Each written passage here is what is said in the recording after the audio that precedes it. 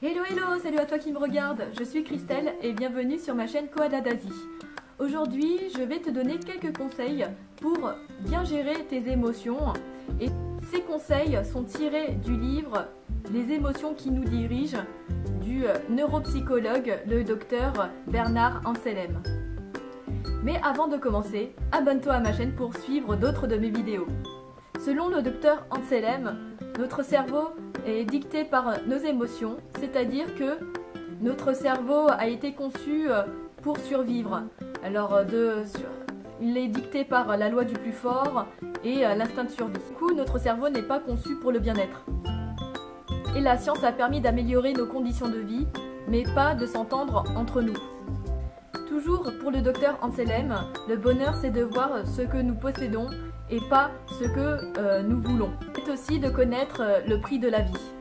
Selon une étude, notre bien-être dépend de 50% de notre génétique, 10% de notre condition de vie et 40% de nous-mêmes.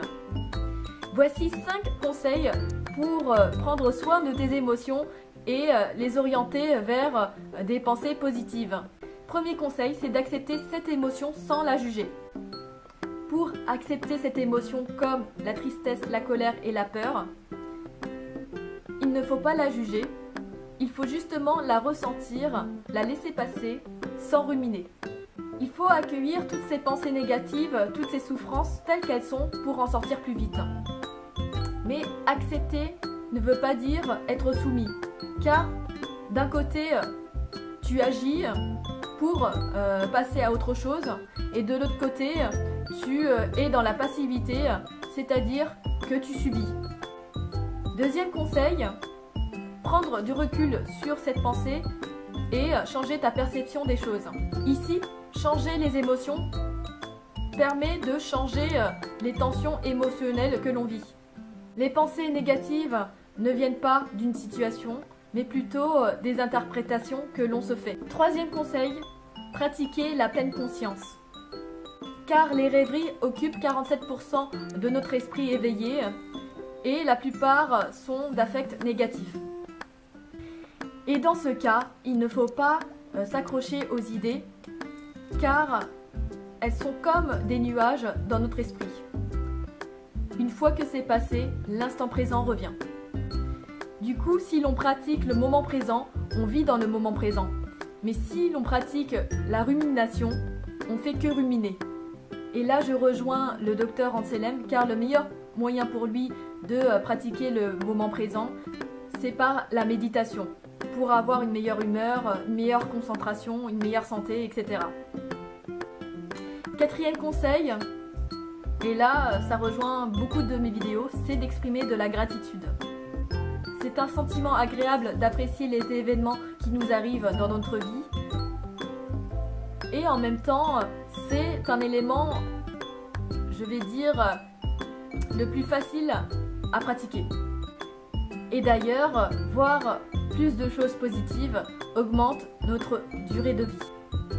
Pour cela, il faut orienter notre attention vers des événements positifs qui nous arrivent pour ressentir les bienfaits.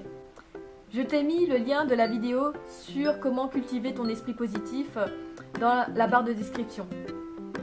Cinquième conseil, cultiver la qualité de nos liens avec les autres. Ce facteur constitue le premier facteur de bien-être et de satisfaction dans la vie. La plupart des gens pensent que gagner de l'argent est la cause de notre bien-être. Or, ce n'est pas le cas, car on n'est pas plus heureux.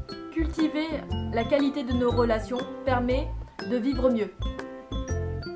Et pour améliorer la qualité de nos relations, il faut s'aimer tel que l'on est. Je t'ai également mis le lien vers la vidéo S'aimer tel que l'on est dans la description. Et quand on parle de la qualité de la relation, il y a aussi la qualité du dialogue avec l'autre.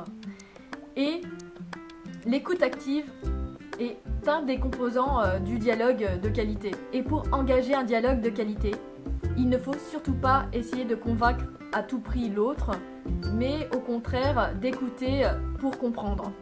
En gros, le bien-être dépend de nous-mêmes et pas des circonstances. Il y a aussi un dernier conseil que je peux te donner pour améliorer ton bien-être et du coup pour mieux gérer tes émotions, c'est de faire du sport. Mais là encore, je pense que je ferai une autre vidéo à ce sujet. C'est tout pour aujourd'hui. Si tu as aimé ma vidéo, lâche un pouce bleu et n'hésite pas à faire un commentaire. Je te retrouve dans une autre vidéo. Ciao!